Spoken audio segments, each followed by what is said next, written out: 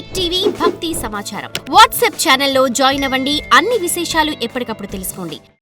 గురుగారు, చాలామంది కూడా ధనం నిల్వ ఉండట్లేదు, ధనం చేతిలో ఆగట్లేదు, మాకు ధనం లేక అప్పుల బాధ పడుతున్నాము, ఇలా ధనానికి సంబంధించి రకరకాలుగా ఇక్కట్లు పడుతూ ఉన్నారు. మరి ఈ ధన వశీకరణ అనేది ఏదైనా ఉంటుందా? ఉంది తల్లి. ధనాన్ని వశీకరణ చేసుకోవటంలో ఒక పరమార్థము.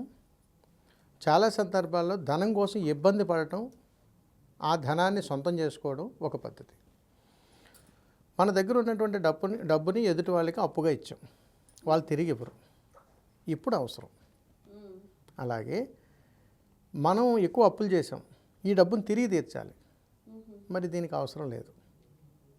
అలాగే ధన వశీకరణం అని అంటే ధర్మబద్ధమైనటువంటి ధనం కోసం నేను కష్టపడుతున్నాను, డబ్బు వస్తుంది, నిలబడట్లేదు, ఎంత చేసినా పోతుంది.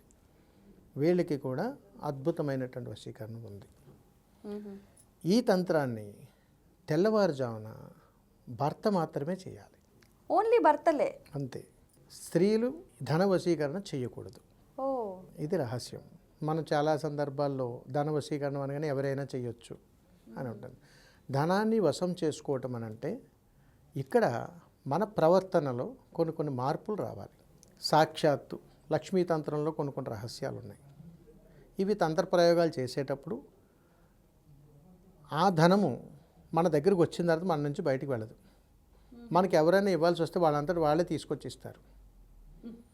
మనం అడుగుతాం, కోర్టులో కేసులు వేస్తాం, చిరాకు పడతాం, అన్నీ జరుగుతుంటాయి. ఎప్పుడు వస్తాయి ఇవన్నీ అంటే మనము వారితో గొడవలు పెట్టుకుంటూ మన డబ్బు మీద హక్కుతోటి లేనిది ఉన్నట్టుగా, అంటే 2 లక్షలు 4 లక్షలుగా, ₹1,00,000 10 లక్షలుగా, మనకి 5 లక్షలు అప్పు ఉంటే 10 లక్షలు ఉందని చెప్పడం, ఇలాగా తెలియకుండా చేసినటువంటి ఇబ్బందుల వల్ల ప్రతి ఒక్కరూ లాక్ అయిపోతారు.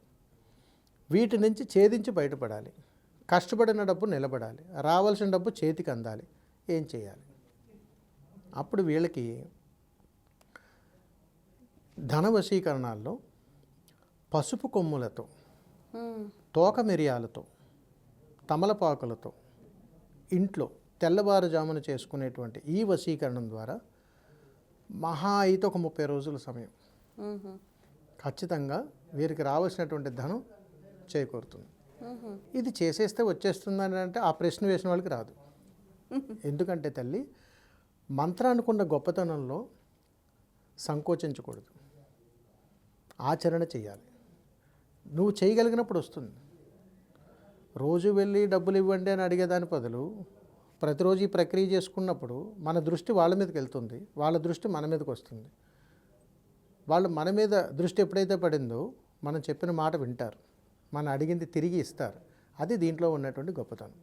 అందుకని డబ్బు కోసం ఇబ్బంది పడేటప్పుడు కూడా చాలా సందర్భాల్లో తోక మిరియాలు గుమ్మం దగ్గర జల్లమని చెప్తుంటాం కొన్ని సందర్భాల్లో.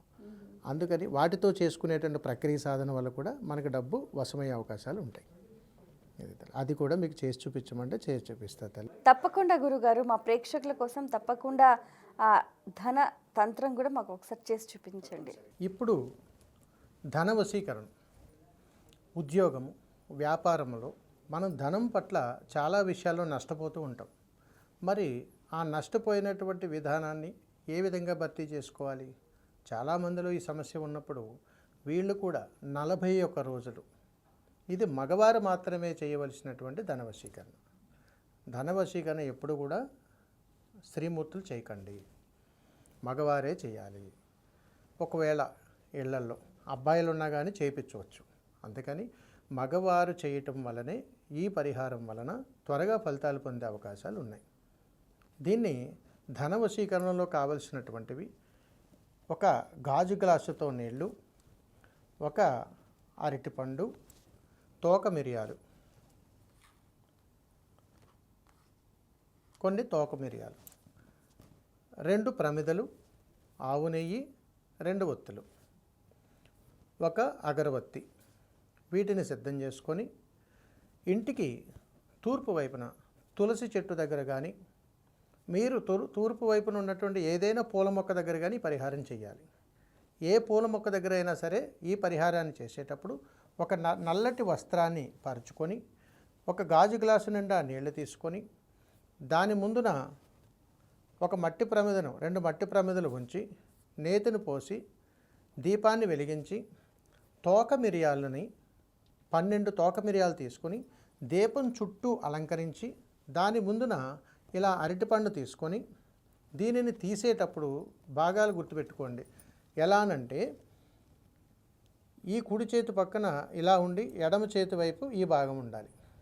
ఇలా ఉన్నప్పుడు ఈ అరటిపండును తీసేటప్పుడు ధన వశీకరణం, డబ్బు మనకు రావాలి కాబట్టి ఏ సంకల్పంతో అయితే ఇది చేస్తున్నామో ఆ సమస్యని మన మనసులో పెట్టుకొని ఉంగరం వేలు బటన వేలుతో మాత్రమే దీన్ని తుంచాలి. ఇంకా ఏ వేళ్ళు ఉపయోగించకూడదు. వీటిని ఇలా తుంచిన తర్వాత దీనిలో ఉన్నటువంటి పండును పక్కన పెట్టి ఏదైతే ఇవి ఉన్నాయో ఇలా ఈ 3 భాగాల్ని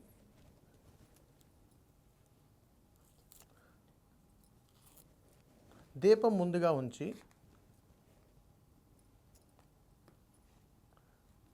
ఇలా దీపం ముందుగా ఉంచి ఈ పండులో దీనిని మధ్యకు చేర్చండి. ఇలా తీసినప్పుడు మీకు ఇక్కడ మధ్యలో విత్తనాలు కనపడతాయి. విత్తనాలు కనిపించేటువంటి భాగంగా ఉంచి దీన్ని ఇలా నిలువుగా, ఇందులో ఉన్నటువంటి భాగం ఏది వచ్చినా దాన్ని ఇలా నిలువుగా ఉంచాలి. నిలువుగా ఉంచి 2 బటన వేళ్లతోటి ఇక్కడ ఏదైతే ఈ భాగం తీసామో వీటిపైన ఇలా ఉంచి ఈ 2 భాగాలను కూడా ఇలా నమస్కారం చేసుకొని దీపాన్ని చూడాలి ఈ భాగంలోంచి. ఈ విధంగా చేయటం వలన ధనాకర్షణ వస్తుంది. దీనిని గృహంలో 41 రోజులు ఈ విధంగా చేసుకొని ఈ భాగంలోంచి మనము ఆ దీపాన్ని చూసి ఇలా నమస్కారం చేయండి. దీపం ఘనమైన తరువాత ఈ చేసినటువంటి భాగాలన్నీ కూడా మట్టి ప్రమిదలను పక్కన పెట్టుకొని ఈ నీటిని ఈ చేసినటువంటి ఈ ఫలాన్ని మూట కింద కట్టి మీకు దగ్గరలో ఎక్కడైనా పారే నీళ్ళు ఉంటే అక్కడ వాటిని విసర్జించాలి. ఈ విధంగా 41 రోజులు నిరాకంఠంగా చేస్తే ఎంతటి మొండి బాకీలైనా మనకు రావాల్సినటువంటి ధనం ఏదైనా సరే వచ్చి తీరుతుంది. దీన్ని ధన వశీకరణం అని అంటారు. శుభం. నమస్కారం. For more videos like this, subscribe Big TV channel.